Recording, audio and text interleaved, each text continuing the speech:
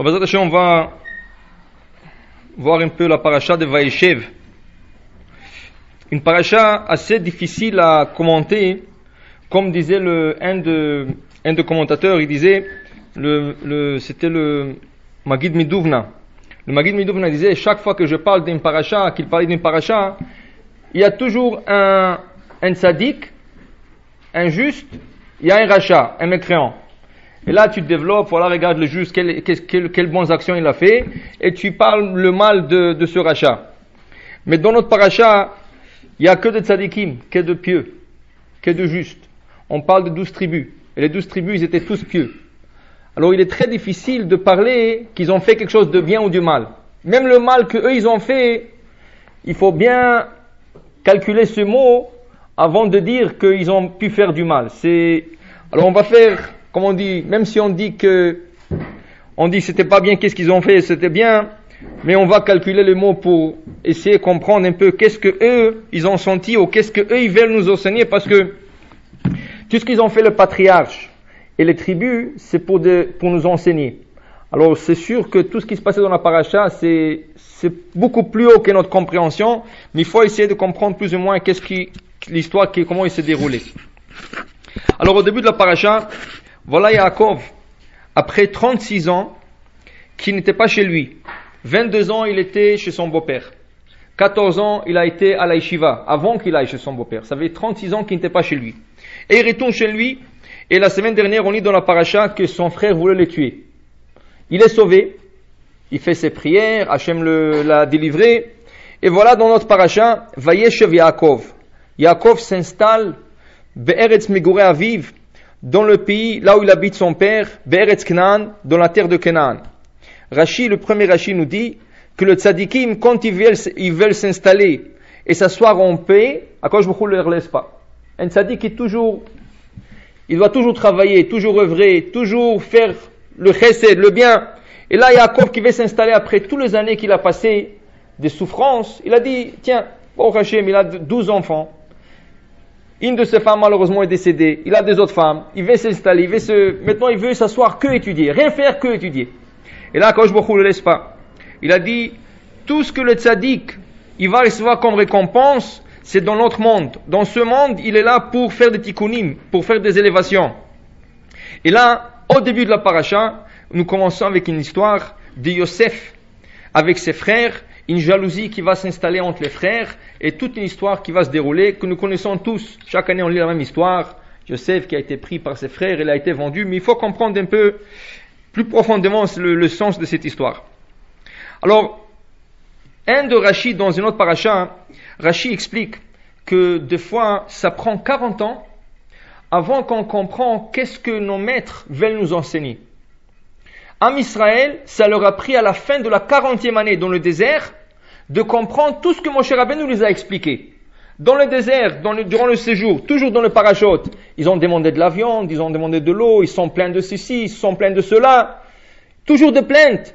Mais ils n'ont pas compris le but, ils n'ont pas compris le sens de tout ce que Moshe Rabbeinu est en train de leur faire. Quand est-ce qu'ils comprennent tout ça? À la fin. Quand Moshe leur annonce qu'il va quitter, là ils font le tout possible que Moshe reste avec eux, mais c'est sûr que c'est Akadosh Baruch Hu qui donne la dernière décision, ils peuvent rien faire. Mais Rashi dit au moins, à la fin de la 40e année, ils ont tout compris. Qu'il n'y avait pas à se plaindre, il n'y avait pas rien à dire, pour nous dire que si on ne comprend pas tout de suite, ça va, on est bien. On a 40 ans devant nous pour comprendre des fois un enseignement qu'on a reçu il y a longtemps. Là, ici aussi, il y a des grands enseignements qui se passent entre Yaakov et ses enfants, mais ils ne sont pas compris tout de suite. C'est des enseignements qui vont être compris beaucoup plus tard, quelques-uns dans la paracha elle-même ici, quelques-uns dans le parachute à venir. Mais on va commencer par le premier enseignement de la paracha. Voilà, la paracha nous dit, voici les enfants de Yaakov, Yosef. Quand on parle des enfants de Yaakov, normalement on aurait attendu qu'on parle de tous les enfants. Il a 12. Mais la Torah dit non, Yosef. Yosef ben Sheva Esrei Shana. Un autre détail important. Yosef, il a 17 ans. Aya Roé Techav, c'est un berger avec ses frères. Vous, Nahar, il est encore un garçon, un jeune garçon. Et voilà, Vayavi Yosef et Dibatam, Ra el Aviem. Yosef a porté la médisance de ses frères envers son père. V'Israël, le père, Israël, Avet Yosef Mikol Banav. Il aime son fils Yosef de tous ses enfants. Pourquoi? Ki ben Zekunim, on dit ça, c'est le Benjamin, c'était pas le Benjamin parce qu'il y aura un Benjamin après lui, mais pour lui, c'est le Benjamin. Salo, et le père, il va faire à son fils, Yaakov, il va faire à son fils, Ketonet Pasim, une tunique rayée. Vaïrou Echav, et le frère, ils sont en train de voir. Kioto, Ahavavie Mikol Echav, c'est à lui que le père, il met tout son amour envers ce frère. Vaïsnu Oto, il y a une haine qui s'est créée envers le frère, Yosef. Velo Yachlou Dabero le Shalom, ils étaient même pas capables de lui dire bonjour. Et la Rachid dit, regardez le Shevatim, l'honnêteté des tribus. Quand ils aimaient pas quelqu'un, ils n'étaient pas hypocrites. Ils lui disaient en face, on ne t'aime pas, on ne peut pas te parler. Et là, il disait à Yosef clair, on ne peut pas te dire bonjour. On n'aime pas tout ce que tu fais. Alors dans ce cas, on ne te dira pas bonjour. Alors maintenant, il faut comprendre, dans ce petit passage qu'on vient de lire, il faut comprendre comment est-ce que Yaakov Avinu, qui était un des patriarches, et le patriarche choisi, comme on dit, qui Yaakov Bachar Loya, car l'Éternel a choisi Yaakov.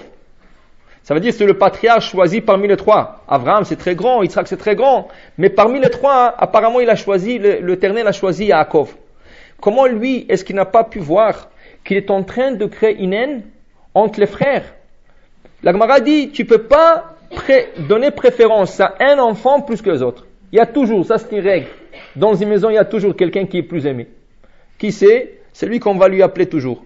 C'est lui que la mère va lui dire, va me chercher ça, va me chercher ça. Et l'autre il va dire, ça y est, pourquoi tu appelles moi? Il y a tellement de frères et tu appelles que... Parce qu'elle t'aime. C'est ça? Parce qu'elle t'aime. Tu vas le comprendre quand tu vas être plus vieux et quand tu auras des enfants. C'est rien que là que tu vas comprendre pourquoi ta mère t'a envoyé toujours à chercher un verre de l'eau, chercher ceci, cela. Tu vas comprendre qu'elle t'aime, mais au début tu ne comprends pas. Mais pour vous dire, il y a toujours un préféré. Ça c'était dans la famille. Alors il y a le préféré du père, il y a le préféré de la mère. Chacun est là. Mais la Gemara dit, même si ça existe, il ne faut pas le montrer. Vis-à-vis des enfants, il ne faut pas leur dire, voilà, j'aime lui plus que toi. Ou il ne faut jamais faire la différence entre les enfants. Il ne faut pas dire à quelqu'un, pourquoi tu n'es pas comme ton frère? Dès que vous dites ça, vous soulevez déjà une haine entre les deux frères et ça va aller plus loin. Mais nous parlons d'un patriarche. Un patriarche est censé de donner un exemple parfait à ses enfants et à toutes les générations à venir. Pas seulement à ses enfants, à toutes les générations jusqu'à la fin des temps. Alors comment est-ce que Yaakov a pu prendre Yosef et le préférer plus que les autres frères? Qu'est-ce qu'il lui fait? Nous lisons tout de suite. Asalo ketonet pasim. Il lui fait une tunique différente. Qui veut dire, à tous les enfants, il a fait une tunique. C'est pas un cas à Yosef. C'est sûr qu'à tout le monde, il a acheté des tuniques. Seulement quoi? À Yosef, il a ajouté des rayures. Et la Gemara dit, combien ça coûte des rayures sur une tunique? Si on doit les traduire en argent d'aujourd'hui, $2. $2 de plus sur une tunique, des rayures, et tout de suite après, qu'est-ce qu'on dit? Les frères ont vu que Yaakov, il aime leurs frères plus que eux, alors vaïsnu oto. Ils l'ont haï. Pourquoi? Pour des rayures sur une tunique qui coûte rien. Ça coûte rien. Mais Yaakov, tu sais pas qu'il faut pas faire la différence. Tu as fait des tuniques à tout le monde. Pourquoi tu ajoutes des rayures sur la tunique de Yosef? Plus que ça, Rachid dit, pourquoi on dit qu'il était le Benjamin? C'est pas le Benjamin. Le Benjamin, normalement, c'est le dernier. Le dernier, c'est Benjamin. Son frère, Binyamin, c'était le dernier, pas lui. Alors pourquoi on dit qu'il Ben Zekunim? Lui, c'est le dernier, l'enfant de vieillesse. C'est pas lui. C'est son frère. Est-ce que Benjamin était né quand Bien sûr. Déjà, on parle déjà, tous les Shevatim, ils sont là déjà. Alors, c'est pas lui. Alors, Rashi explique pourquoi on l'appelle le Benjamin dans la paracha. Pas du tout au sens du dernier fils. Ben Zekunim, dit Rashi, tout ce que Yaakov a appris dans la yeshiva de Shem Ve'ever, durant 14 ans, il a enseigné que à Yosef. On va expliquer. Yaakov, quand il sauve son frère Esav, il va pas aller tout de suite à Haran. Il va aller dans une yeshiva. Une yeshiva assez spéciale, qu'on l'appelle la yeshiva de Shem et Ever. Shem, c'est qui? C'est le fils de Noach. C'est le fils de Noach. Ever, c'est son fils. Ils vont construire une yeshiva. Peut-être il y aura des autres yeshivot. Mais cette yeshiva, elle est unique. En quoi elle est unique? L'étude là-bas est différente des autres yeshivot. Dans une yeshiva, qu'est-ce que tu apprends dans une yeshiva? Tu apprends le Talmud, tu apprends la Mishnah, tu apprends le Chumash, tu apprends des halachot, tu apprends n'importe quoi. Mais il y a des yeshivot qui sont complètement différentes. Aujourd'hui, par exemple, si on peut prendre un exemple aujourd'hui, vous avez en Israël des yeshivot qu'ils ont décidé, écoute, il y a tellement de yeshivot en Israël, combien encore tu peux avoir? Surtout qu'il n'y a plus de subventions. Le gouvernement avant donnait de subventions, maintenant elle ne donne plus. Alors des yeshivot, ils ont beaucoup de difficultés. Alors il faut chercher quelque chose de différent. Mais qu'est-ce qu'il y a de différent dans une yeshiva? C'est une yeshiva. Qu'est-ce que je peux chercher? Quelle innovation je peux chercher dans une yeshiva? Mais là, il y a des yeshivot qu'on appelle les yeshivot du Gaon Mevilna. C'est quoi le yeshiva du Gaon Mevilna? Le Gaon Mevilna, Rabbi Eliyahu, qui habitait dans la ville de Vilna, il a dit que dans une yeshiva, il faut apprendre les enfants tout le Chumash par cœur. Tous les prophètes par cœur, tous les Télim par cœur. Et après, quand ils ont appris tout ça, qu'ils vont étudier la Gemara. Une fois que tu connais bien le Chumash par cœur, que tu connais tous les prophètes par cœur, et tu connais tous les Télim par cœur, tu peux embarquer dans la Gemara. Et c'est comme ça qu'il a instauré ce système chez lui. Aujourd'hui en Israël, il y a beaucoup d'yeshivot comme ça. Vous allez dans une yeshiva, des enfants de 6 ans qui sont capables de réciter toute la Torah par cœur. Vous pointez le doigt sur un verset, de ce verset jusqu'à la fin de la Torah, ils sont capables de vous dire toute la Torah par cœur. Et le prophète, et le Ketubim, le Tihilim, ça c'est des yeshivot qui sont, ils ont dit que il faut qu'on soit différent parce qu'il y a tellement, il faut changer un peu, mais changer dans la Torah.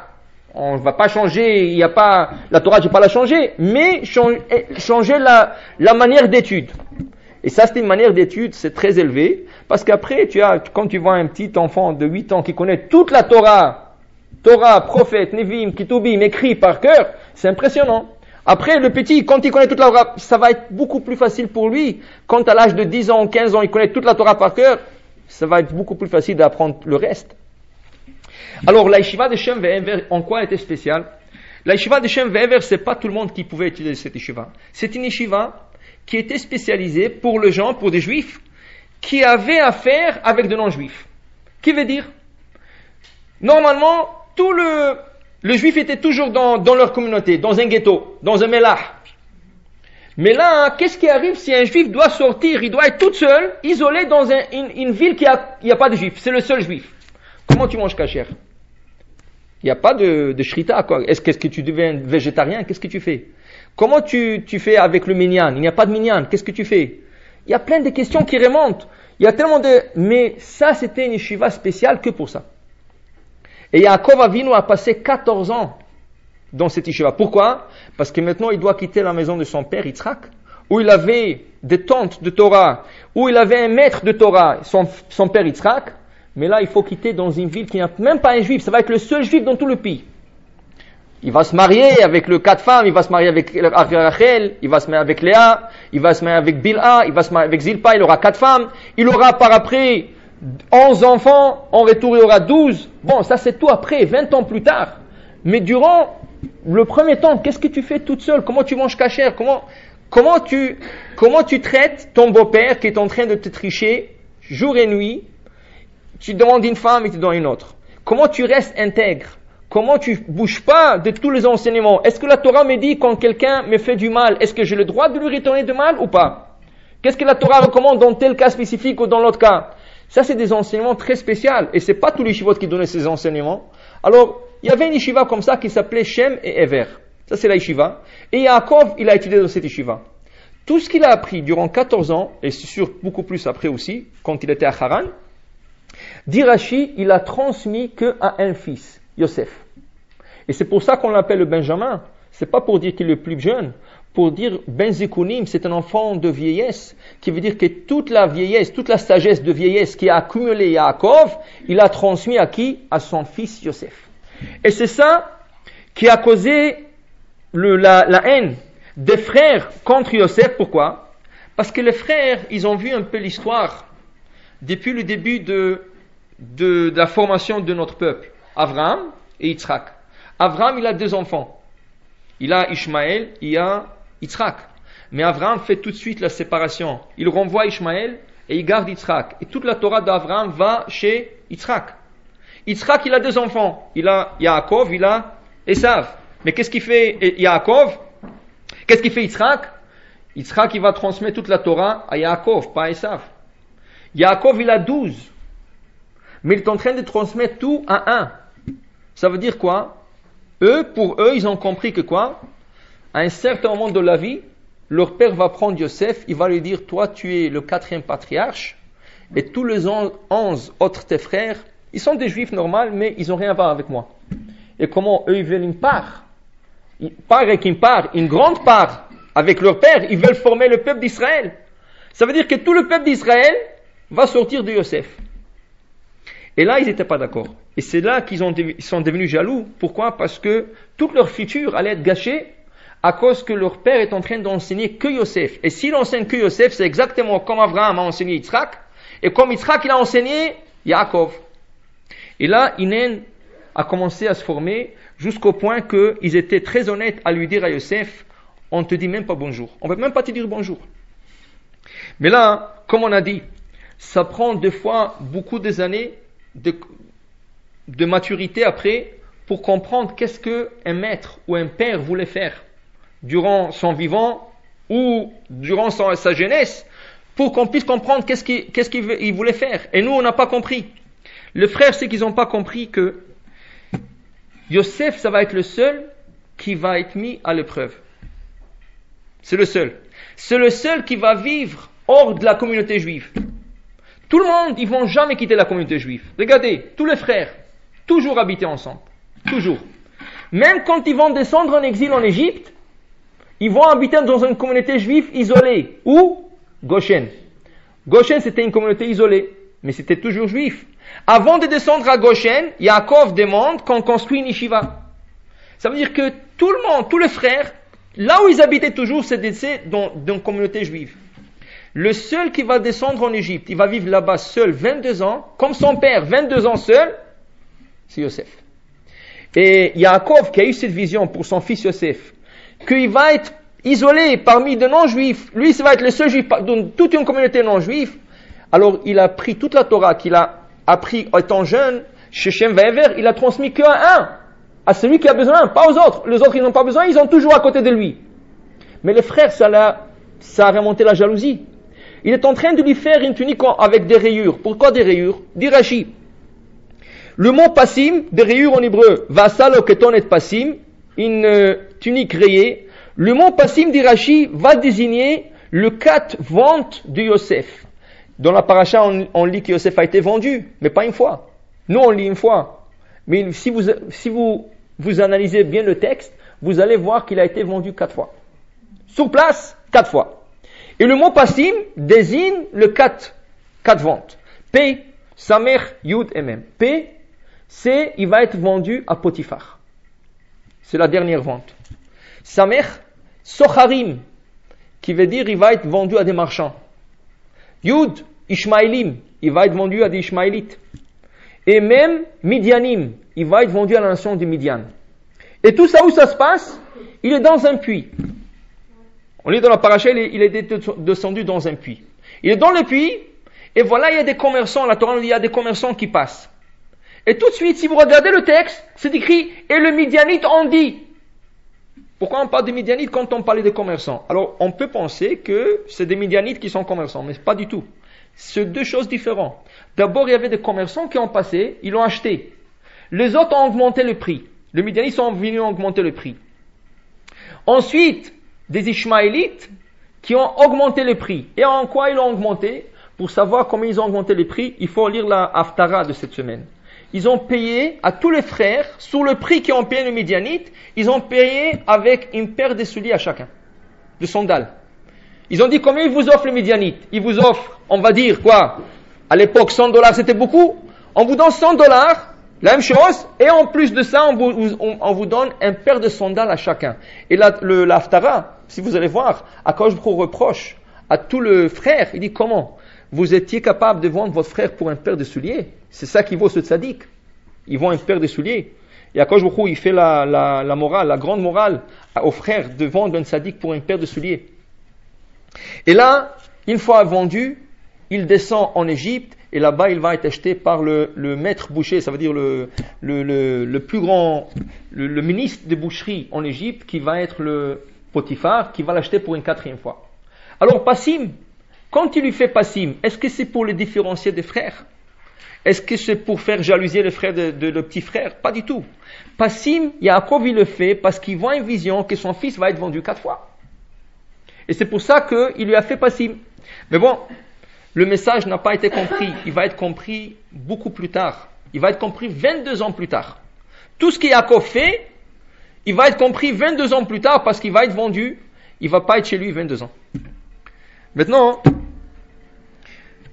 on va voir que, comme on a dit que c'est très dur et très difficile de parler de Shevatim, des tribus. Pourquoi? Parce qu'en vérité, nous sommes leurs enfants. Nous sommes les enfants de Shevatim. Quand on fait la Hamida, on dit Elohe Avraham, Elohe Yitzhak, Elohe Yaakov.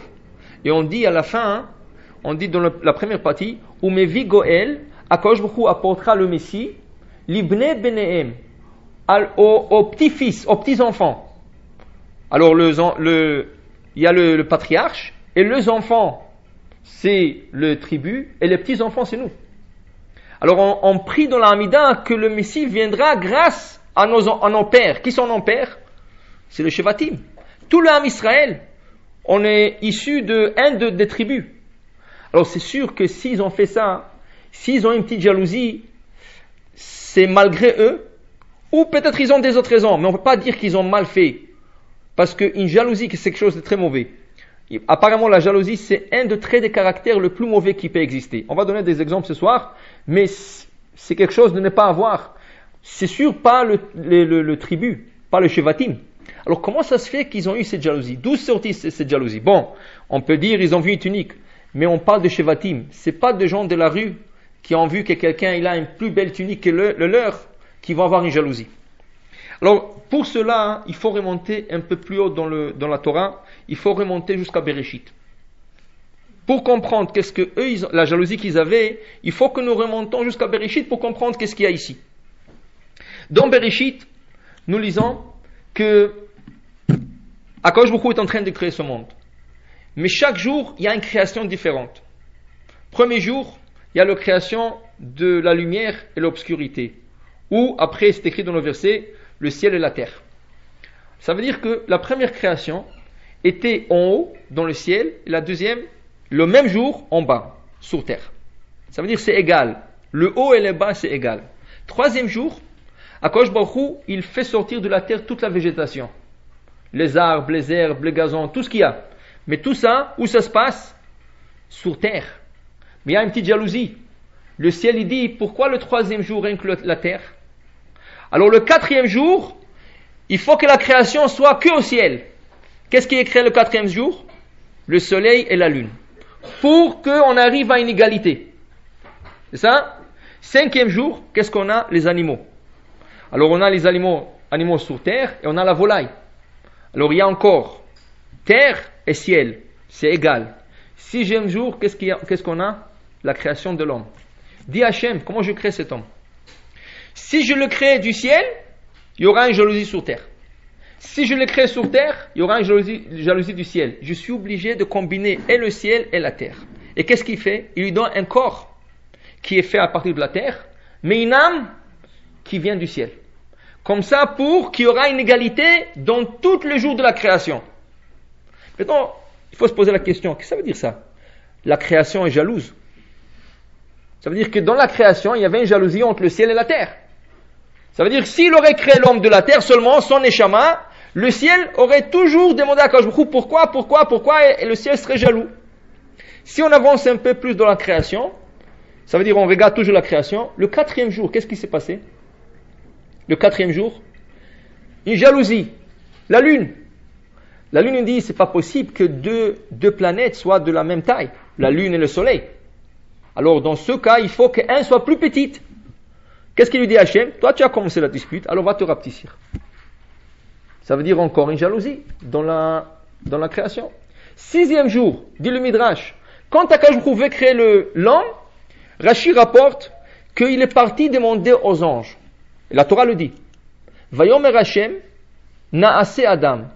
Hachem n'a pas dit je ferai l'homme, Hachem a dit faisons l'homme. Mais comme le verset, le texte comme s'il demande conseil. Il est écrit sous forme de conseil. Faisons l'homme. Ça veut dire, comment nous allons faire l'homme? Rachid nous explique qu'Hachem a pris conseil des anges comment créer l'homme. Et pourquoi est-ce qu'Akadosh Baruch Hu a besoin des conseils des anges? Akadosh Baruch Hu a tout fait tout seul. Pourquoi il va poser une question aux anges de créer l'homme ou pas? Dit Rachid, pour ne pas que les anges ont une jalousie de l'homme. Pour dire, eux ils sont en haut, lui il est en bas, il est tout en train de contrôler tout la terre. Alors pour leur donner importance à eux aussi, alors faisons l'homme, comment on fait l'homme? Mais là il y avait un problème. Il y a des anges qui ont dit, oui il faut le créer, il y a des anges qui ont dit, il faut pas créer. Pourquoi? Parce que l'homme est plein de disputes, l'homme est plein de mensonges. Des autres ils ont dit, non au contraire, l'homme va faire tzedaka, l'homme va faire beaucoup de bienfaisance. Entre-temps qui se dispute, dit Rashi, Hachem est parti, Vaya Hachem Elohim et Adam. Hachem a créé l'homme tout seul.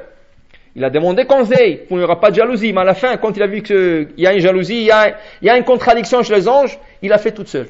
Mais encore, la jalousie se trouve où? Chez les hommes. Maintenant, il faut comprendre, Akadosh Baruch Hu lui-même, pourquoi il doit prendre tout cela en considération? Pourquoi est-ce qu'Hachem prend tout ça en considération?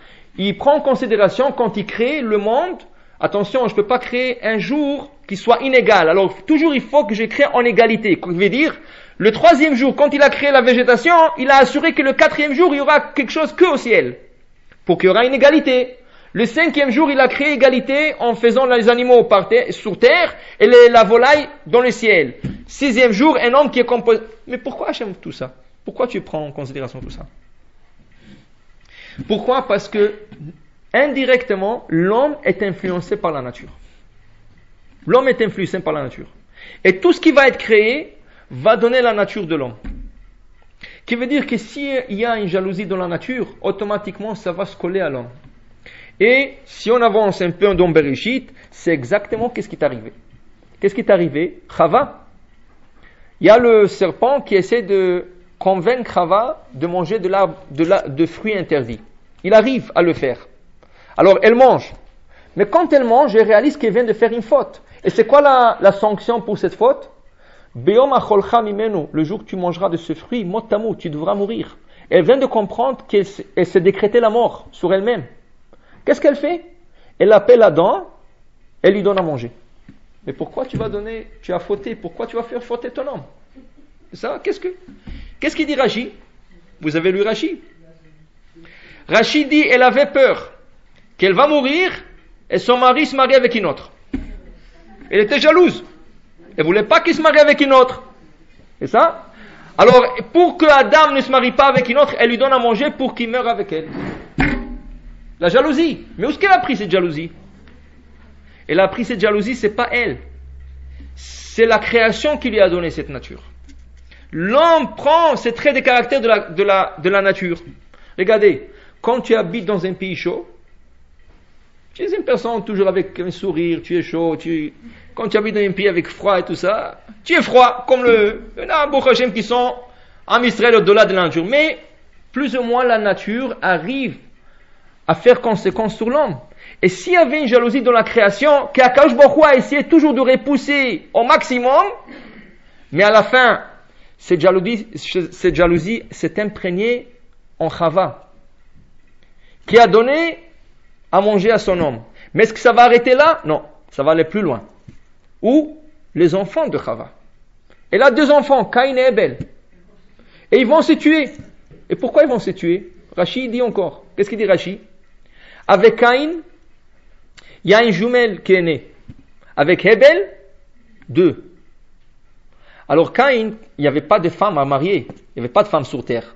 Alors Akadosh Baruch Hu a fait chesed, a fait de la bonté avec eux, qui leur a laissé permission de se marier avec leur sœur. Alors Caïn dit, mais comment? Moi j'ai une femme et mon frère il a 2. Qu'est-ce qu'il fait? Il cherche à tuer son frère. Et à la fin il est arrivé de tuer son frère. À cause de quoi? Jalousie. Et d'où est-ce vient cette jalousie? De sa mère, Chava. Et d'où est-ce vient la jalousie de Chava? De la nature. Et ça va pas s'arrêter là. Ça va aller plus loin. Ça va aller plus loin. Et ça va aller jusqu'à la fin de temps. Selon le commentateur, c'est une jalousie qui reste jusqu'à la fin de temps. Toujours, dans l'âme Israël, il y aura de la jalousie. Et ça va se se présenter dans notre paracha. Les tribus, Yaakov, Abraham, Yitzhak, Yaakov, pourquoi ils sont là? Ils sont là pour faire la réparation de la faute d'Adam et Chava. Les matriarches, ils sont là pour faire le tikkun de Chava. Les patriarches, ils sont là pour faire le tikkun de Adam. Mais leurs enfants, les patriarches, les matriarches, ils ont fait le tikkun. Mais les enfants, malheureusement, il y avait la jalousie de Chava qui est rentrée en eux. Et qu'est-ce qui arrive?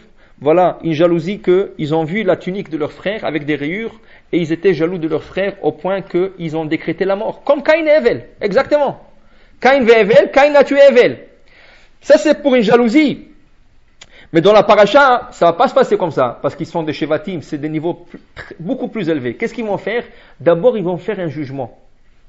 Ils vont juger leurs frères. Ça veut dire qu'ils vont pas rien que le prendre et les tuer comme Caïn a tué Hevel dans le champ, ils étaient en train de disputer, Caïn se lève et tue Hevel. Non, on va le juger. Et regardez qu'est-ce qu'ils font, une chose très intéressante. Quand il arrive, la première chose qu'ils ont fait après l'attraper, c'est de lui enlever la tunique. Ils lui ont enlevé la tunique, ils l'ont déshabillé. Et pourquoi tu vas lui enlever la tunique? Oui, parce que c'est écrit, quand deux personnes viennent dans un bed-din, dans un tribunal se faire juger, il ne faut pas qu'un soit habillé des habits plus importants que l'autre. Il faut que les deux soient habillés également. Qui veut dire, si ils sont deux riches, ça va. S'ils sont deux pauvres, ça va. Mais si un riche et un pauvre, on dit aux riches, ou tu t'habilles comme un pauvre comme l'autre, ou tu vas acheter un costume important au pauvre pour que le dayan, le juge, ne soit pas influencé par l'habit. C'est ça, par l'apparence externe et physique de la personne. Alors la même chose ici. Qu'est-ce qu'ils ont fait les Shevatim? La première chose, ils ont dit, on va enlever la jalousie. Et qu'est-ce qui a causé la jalousie? La tunique. Tout d'abord, on enlève la tunique. On la met de côté. Maintenant, on va juger Yosef. Est-ce qu'il mérite d'être vendu? Qu'est-ce qu'il mérite d'être fait? Et à la fin de toutes ces discussions, qu'est-ce qu'ils ont décidé? Il mérite une peine capitale. Pourquoi? Ils ont décrété, la loi dit, celui qui vient te tuer, pour te tuer, tu as le droit de te défendre et les tuer en premier. Yosef, il est là pour les tuer spirituellement. C'est plus grave. Quelqu'un qui tue quelqu'un spirituellement, c'est plus grave que quelqu'un qui tue quelqu'un physiquement. Pourquoi? Quelqu'un, chas v'shalom, qui a été tué, assassiné, tout de suite, il a une part Gan Eden. Il peut être méchant, il peut être mécréant, tout ce qu'il a fait. S'il a été assassiné pour la cause qu'il est, parce qu'il est juif ou non, peut-être quoi, il a tout de suite une part Gan Eden. Mais quelqu'un qui a été assassiné spirituellement, c'est quoi spirituellement? Quelqu'un qui vient, c'est un homme religieux, et petit à petit, il est en train de le traîner, jusqu'à qu'il sorte de la religion, et il arrive à l'emmener de l'autre bout, complètement. C'est plus grave. Parce que cet homme-là, qui vient de sortir du chemin, il a perdu son autre monde. Il a perdu ce monde et l'autre monde. C'est plus grave. Tandis que quelqu'un qui a été assassiné, il a perdu un seul monde, celui-là. Mais il a tout de suite accès à l'autre monde. Le frère en jugé qui est Yosef est en train de le tuer spirituellement. Comment? Qu'est-ce qu'il voit? Le père, il met toute l'affection et l'amour vers ce frère. Il est en train de lui faire une tunique. Il est en train d'apprendre tout ce qu'il a appris durant sa vie, lui apprendre que à lui. Alors ils ont dit c'est pas possible. Ça veut dire que quoi? Qu'à un certain point, le père Yaakov va décider, tous les 11 tribus, il faut les renvoyer. Le seul qui va rester, c'est Yosef. Ça veut dire qu'ils vont être déshérités, ils vont plus faire part de tribus. Alors là, c'est une mort spirituelle. Et qui c'est qui a causé tout ça? Si on lit la paracha, c'est Yosef. Pourquoi? Vayave Yosef et dit Batam Ra el Aviem. Yosef a emmené la médisance de ses frères à son père. Qu'est-ce qu'il disait? 3 choses. Il disait à son père, papa, je vois mes frères, quand ils mangent des animaux, ils les mangent vivants. Ils mangent l'animal vivante. Il lui dit, papa, je vois que mes frères, quand ils font des commerces, ils le font aussi avec des femmes. Ils sont en train de parler avec des femmes. Chaque fois que je vais dans le champ, je vois des femmes là-bas. Ils sont en train de faire des commerces avec des femmes. Et aussi, ils sont en train de déshonorer et pas donner du respect entre eux. Pourquoi? Parce qu'on sait qu'il y a encore avec 4 femmes. 2, elles étaient les maîtresses de maison, Rachel et Léa, mais 2, elles étaient servantes. Alors là, le Reuven, Shimon, Lévi, Yehuda, les enfants de la maîtresse Léa, ils traitaient Asher, Gad, tous ces enfants, ils leur disaient, vous êtes des esclaves. Parce que notre mère, c'est la principale de la maison. Notre mère, c'est la matriarche. Votre mère, c'est même pas une matriarche, c'est vrai. les deux autres n'étaient pas matriarches. Alors il leur disait, vous êtes des esclaves à nous. Pourquoi? Parce que votre mère, c'est pas une matriarche. Et malheureusement, dit Rashi, quand il a emmené cette médisance, sur toutes les trois choses qu'il a emmené constamment, c'était pas une fois, pas deux fois, chaque jour c'est la même chose.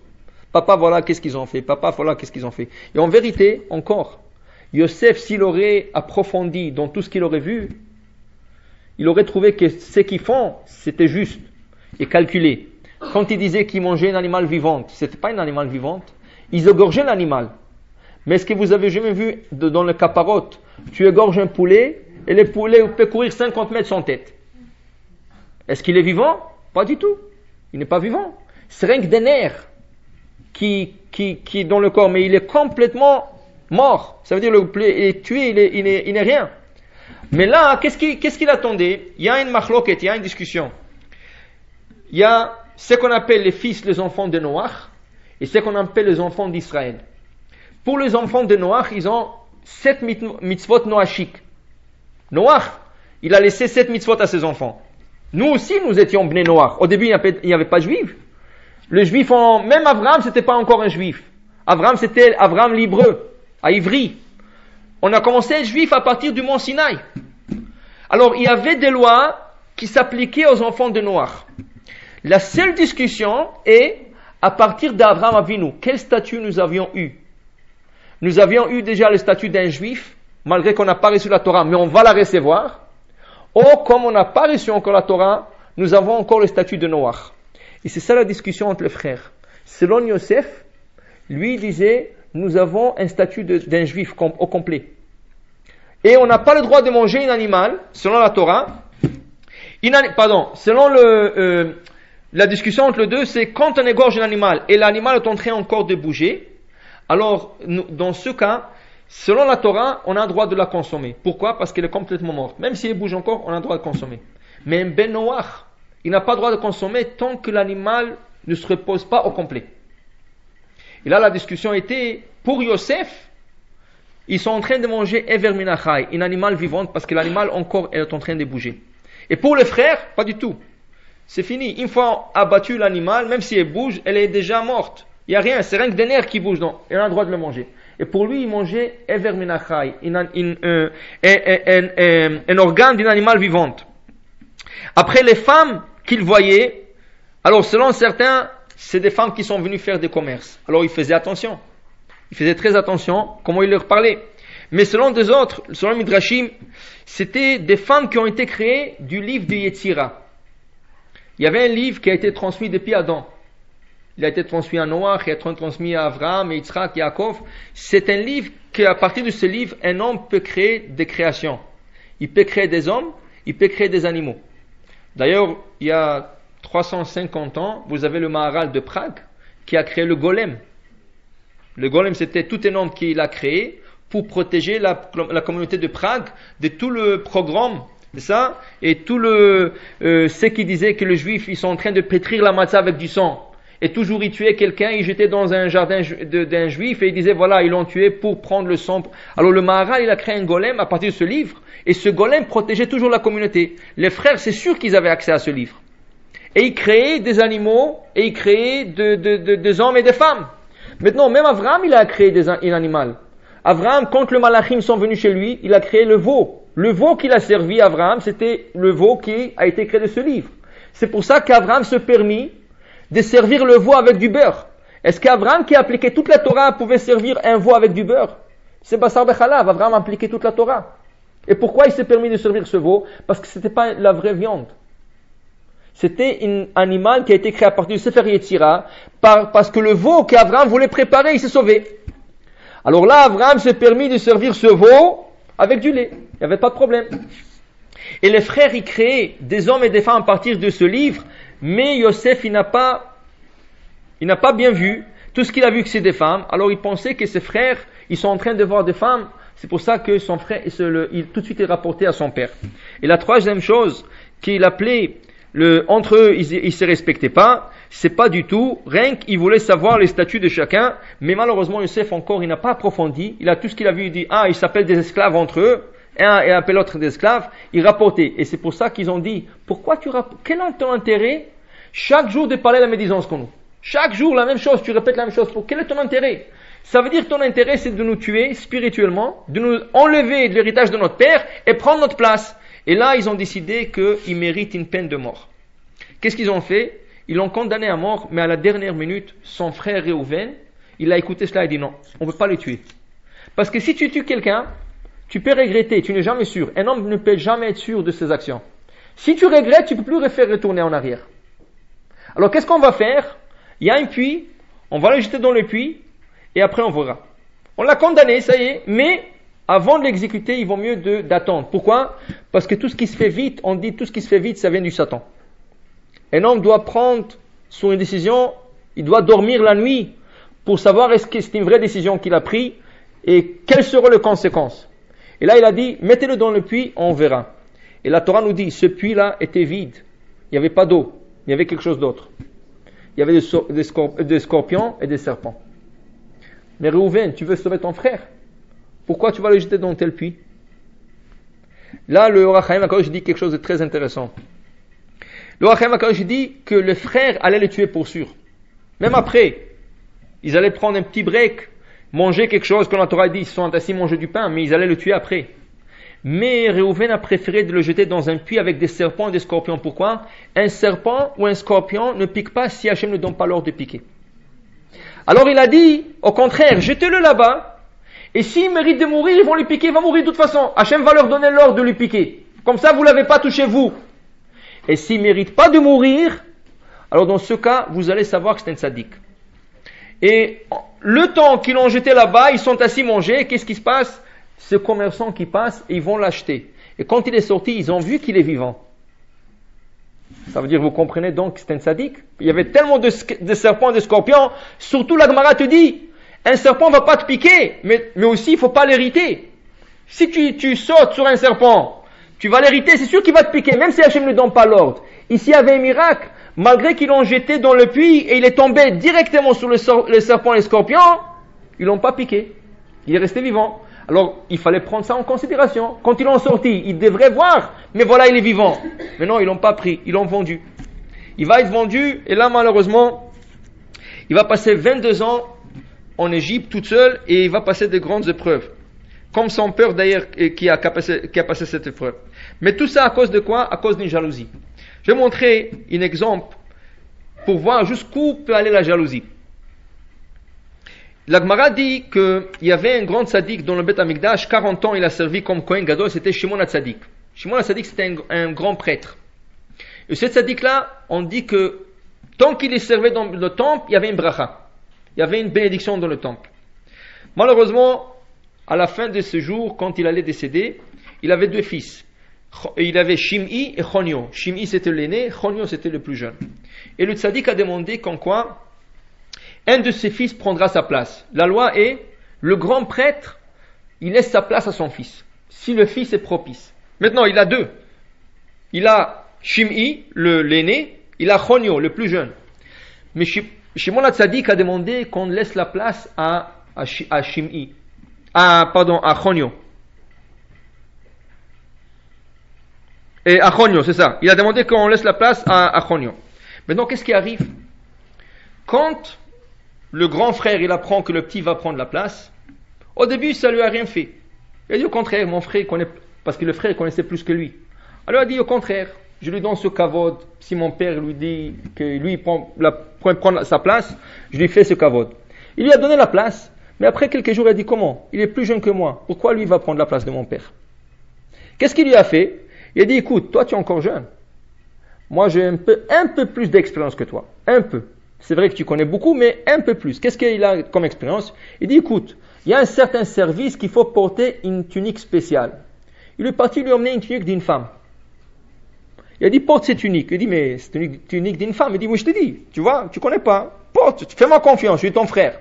Il a porté la tunique. Ensuite, il lui emmène une ceinture d'une femme. Il lui a mis la ceinture. Et il lui dit, monte sur l'autel.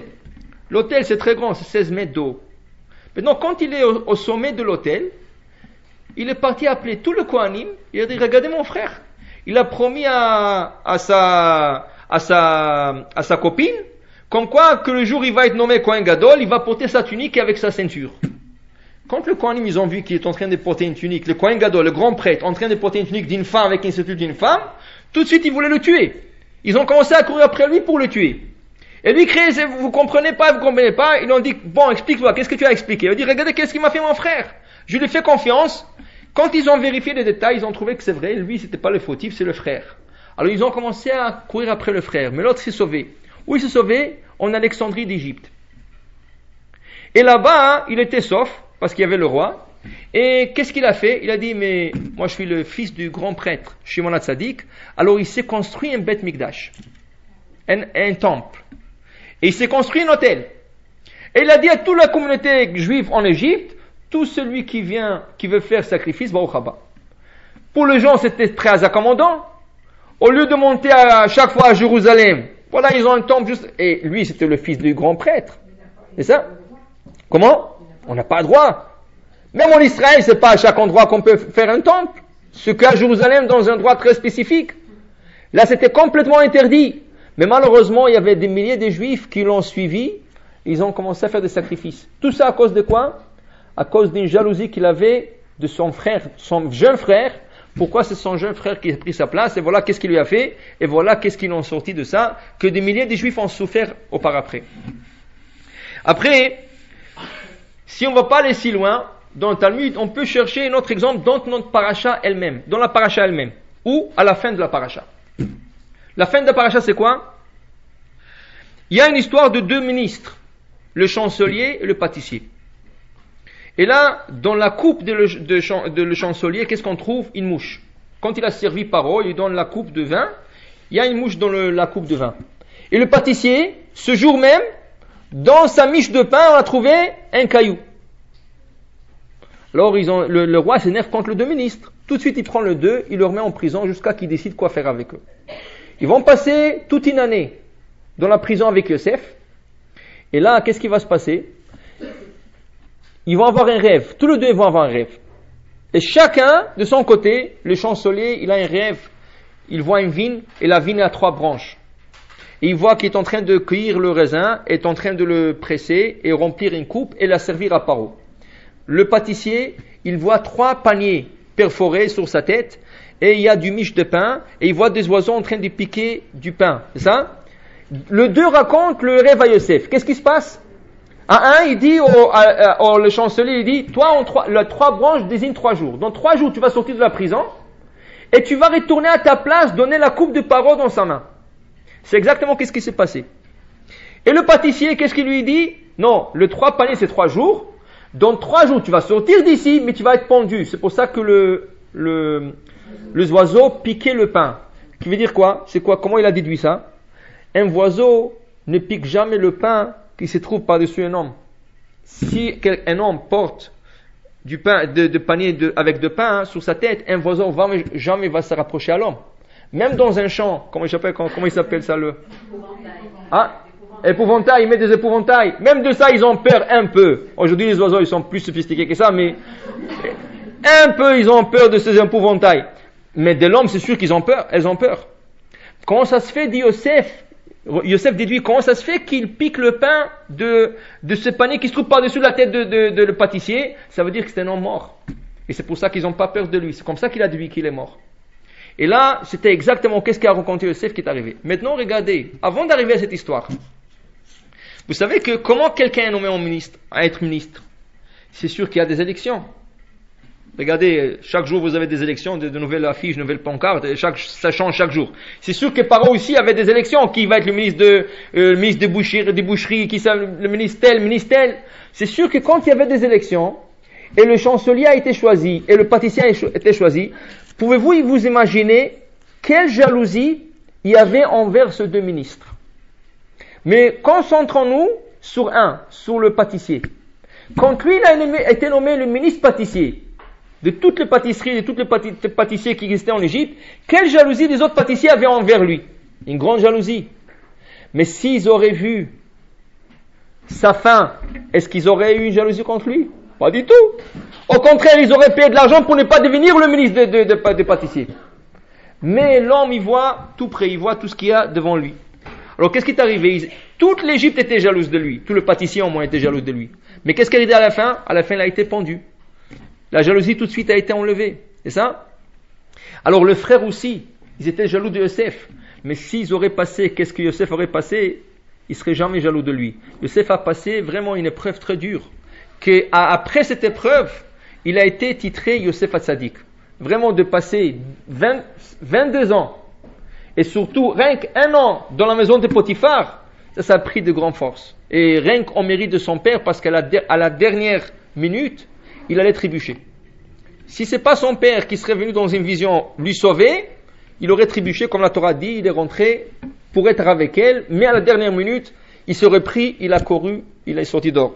Pour dire que la jalousie, c'est très grave, mais il faut savoir que si la Kadosh Baruch Hu a laissé la jalousie dans le monde, c'est pour une raison.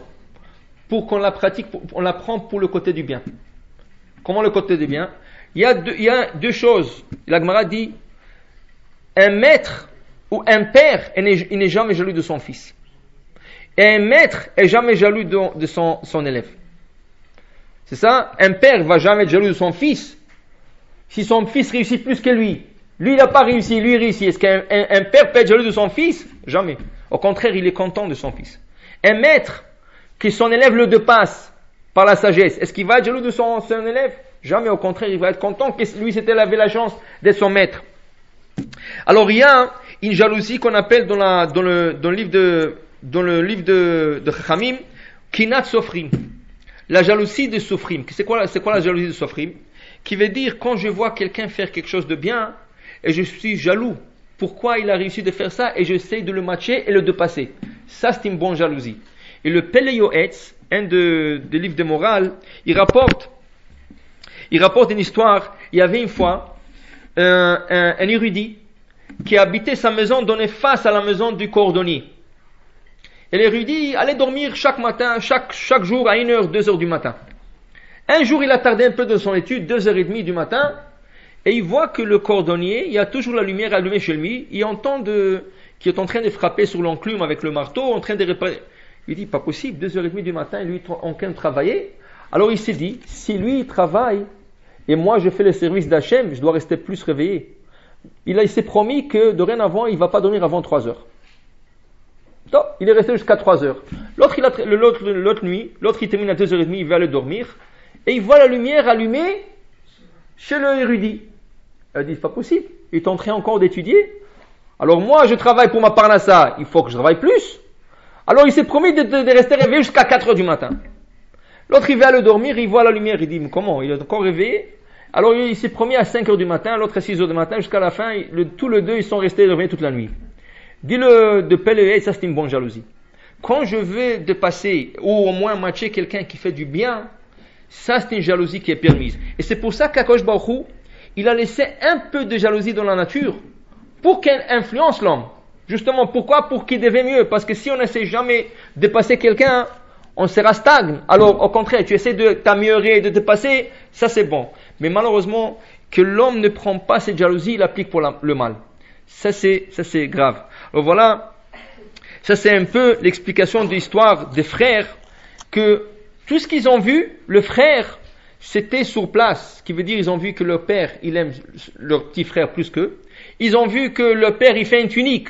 Mais en vérité, comme on a expliqué, c'est une tunique spéciale qui va représenter les 4 ventes de ce frère qui s'appelle Yosef. L'étude qu'il a étudiée qu'avec son fils, parce que c'est le seul qui aura besoin de cette étude, pas eux, et ils vont jamais avoir cette expérience de vivre dans des communautés qui sont non juives, c'est ça? Mais tout ça, ils vont le comprendre quand? 22 ans plus tard, quand ils vont rencontrer leur frère. Et qu'est-ce que la Torah nous dit dans quelques parachutes? Ils n'étaient pas capables de se mettre devant lui. Ils avaient honte. Comment ils l'ont pu juger à mort? Quand tout ce qu'il faisait c'était bien, et tout ce que le père faisait c'était du bien, mais ils l'ont pas compris au début. Qui veut dire que des fois on est jaloux, des fois on peut pas comprendre, mais il faut savoir, il faut laisser la jalousie de côté comme eux ils ont fait. Ils ont essayé de laisser la jalousie. Comment? Ils ont enlevé la tunique de Yosef. Ça n'a pas marché tout à fait, parce qu'à la fin, ils ont causé le Yosef à être vendu, qu'il soit vendu en Égypte, qui a causé l'exil de Am Israël. Regardez, on dit qu'il y a une petite contradiction que le Tosfot est en train de nous dire. On dit que l'exil, il est à cause que les frères ont vendu leurs frères en Égypte. Alors Yosef était descendu en Égypte. 22 ans plus tard, il emmène ses frères. Et après ça, le père Yaakov, il descend en Égypte. Après, toute la famille elle descend en Égypte. Ça veut dire que c'est le début de l'exil. Et ils vont rester là-bas 210 ans. Ça veut dire apparemment, qui c'est qui a causé l'exil? Les frères. Mais d'autre part, nous avons lu, c'est Avraham Avinu qui a causé l'exil. Avraham Avinu, quand il a vu dans cette vision de Ben Abetarim, il a vu l'Éternel venir et lui parler, et il lui a promis la terre d'Israël. Toutes ces terres, je te donnerai. Avraham a posé une question à Hachem. En quoi je serai que je l'hériterai?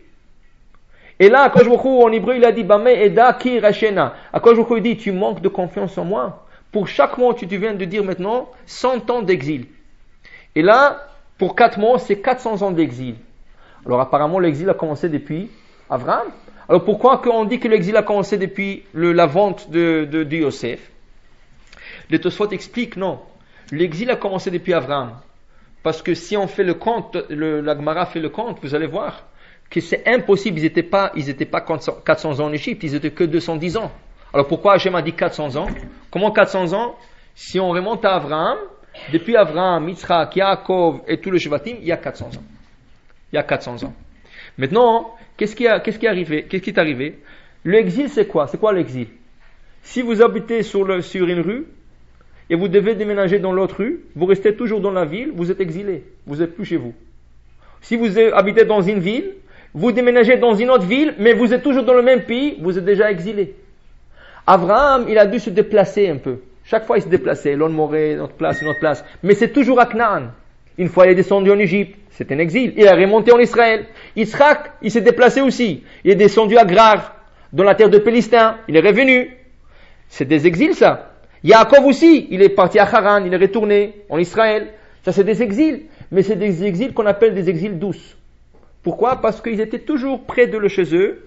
Et toujours ils retournaient chez eux. Mais c'était pas un exil avec de la tortue, avec des asserviments, tout ce qu'on a lu à propos de l'Égypte. Mais là, quand les frères ont vendu leurs frères, ils ont causé que Yosef est descendu en Égypte. Là, le vrai exil a commencé. C'est un exil dur. Pourquoi? Parce qu'ils ont souffert. S'ils n'auraient pas vendu, ça aurait terminé 400 ans d'exil d'une place à l'autre, mais en douceur. Mais à cause de la vente, l'exil est devenu plus dur. Pourquoi? À cause d'une jalousie. C'est pour ça que la Gemara dit qu'une personne doit s'éloigner de la jalousie au maximum le plus possible. C'est ça? Et toujours penser, si je suis jaloux d'une personne qui a quelque chose, mais est-ce que cette chose va lui porter bonheur? Maintenant, je vois que ça lui porte bonheur, mais il faut que tu attends. Le pâtissier aussi, il avait beaucoup de bonheur au début quand il a été choisi à ce poste. Ça lui a promis beaucoup d'argent, beaucoup d'honneur et tout ce qu'on veut. Mais à la fin, qu'est-ce qu'il lui a emmené? L'étranglement. Il a été pendu. Alors toujours il faut penser, si Hachem donne quelque chose à quelqu'un, 2 choses. Peut-être cette personne mérite, et qu'est-ce que je suis en train de faire? Je suis en train de questionner Hachem, pourquoi il lui a donné? Ou peut-être cette personne ne mérite pas, mais Hachem est en train de lui donner pour lui payer tout le mérite qu'il a dans l'autre monde, dans ce monde. Alors la jalousie, ça vaut jamais la peine. Une seule jalousie qui est permise, c'est la jalousie qu'on appelle Kinat Sofrim, qui est pour nous améliorer. Quand je vois quelqu'un qui est dans la Torah et je vais le dépasser, c'est la seule jalousie qui a été permise par nos Chachamim.